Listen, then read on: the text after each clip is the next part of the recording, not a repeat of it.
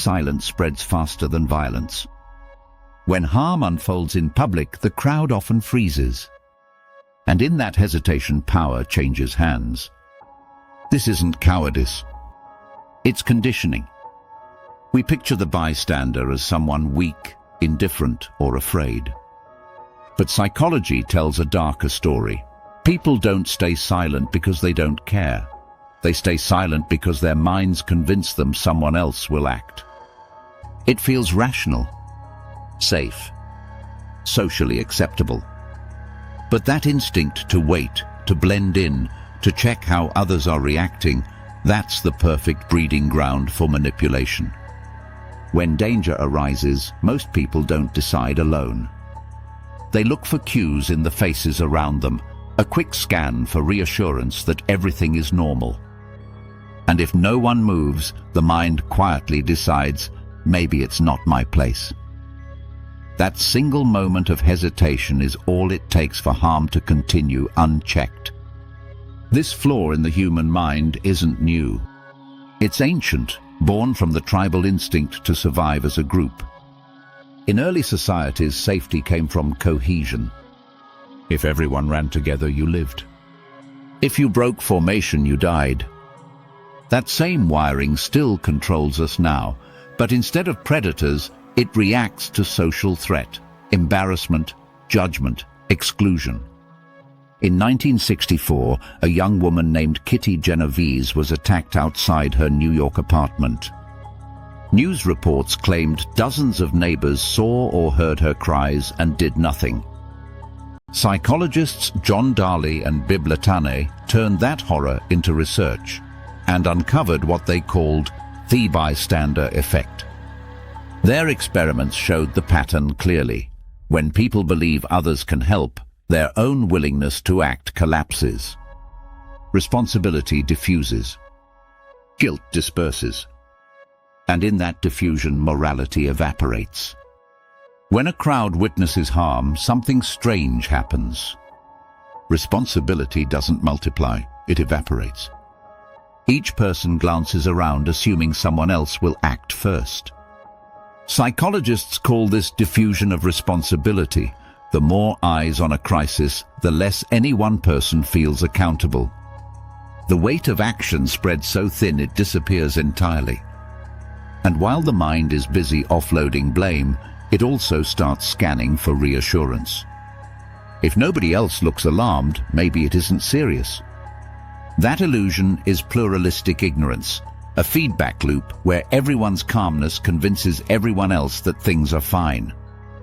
It's a deadly silence built from good intentions and false signals. But even when someone does feel the urge to intervene, another force takes over: fear of judgment. The brain performs instant social calculus. What if I embarrass myself, overreact, or make it worse? We fear looking foolish more than we fear letting harm continue. And in that tiny act of self-preservation, morality stalls. The hesitation deepens when authority enters the frame.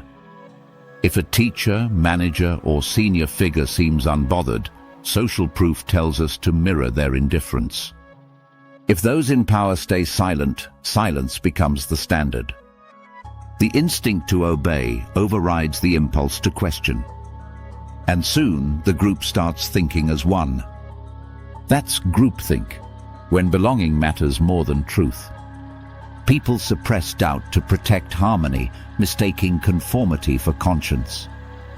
The collective mind settles into a comfortable lie. If no one else is speaking, there must be nothing to say.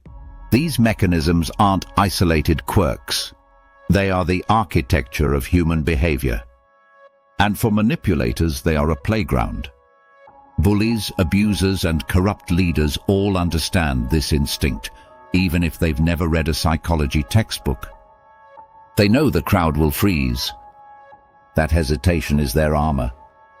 They commit cruelty in public precisely because witnesses become shields. In workplaces, a boss humiliates an employee during a meeting. Colleagues look away, pretending to type. In classrooms, a child is mocked, while others laugh nervously, unsure if joining in is safer than speaking out. Online, an influencer is dogpiled and thousands watch, but only a handful defend. Manipulators rely on the same silent transaction. You stay quiet and I'll stay powerful. Gaslighting cements it. When cruelty is framed as banter or abuse is labeled discipline, the audience doubts its own perception. Fear paralyzes the observers and silence completes the ritual. Manipulation doesn't just target the victim. It recruits everyone watching. But the truth is more complex. These instincts aren't evil. They're survival tools twisted out of shape. Social harmony once kept tribes alive. Copying others built trust, reduced risk and prevented chaos. But in a modern world of moral ambiguity, that same instinct becomes paralysis. The need to fit in turns into the reason no one steps forward. Have you ever frozen, seen something wrong, felt that jolt of guilt, and stayed silent anyway? Drop it in the comments, not for confession but for awareness. Every story helps someone recognize the pattern. So how do you break the spell? It starts with awareness. Recognize that the pause, that split second of should we say something, is the exact moment manipulation wins. Notice it, name it, act on it. The active bystander doesn't need to be heroic or reckless. They interrupt the pattern, often with something as small as a word. That's not okay. Are you all right? Leave them alone. Cialdini's principle of commitment shows why this works. One small public action changes the entire group dynamic.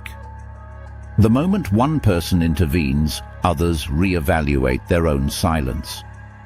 Responsibility returns. Fear retreats. Courage, like silence, is contagious.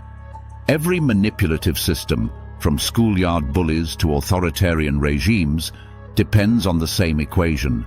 Many witnesses plus few voices equals total control. Break that equation and the structure collapses. Psychology gives us both diagnosis and defense. If pain and risk make silence easier, then awareness and action make it harder. If conformity fuels cruelty, then individuality diffuses it. And if fear keeps people quiet, then empathy gives them a reason to speak. Because the dark psychology of the bystander isn't about weakness. It's about wiring. Manipulators count on hesitation. Truth depends on interruption. This was Deceive and Believe. If you want more dark psychology exposed, hit like, subscribe and stay sharp, because manipulation never sleeps.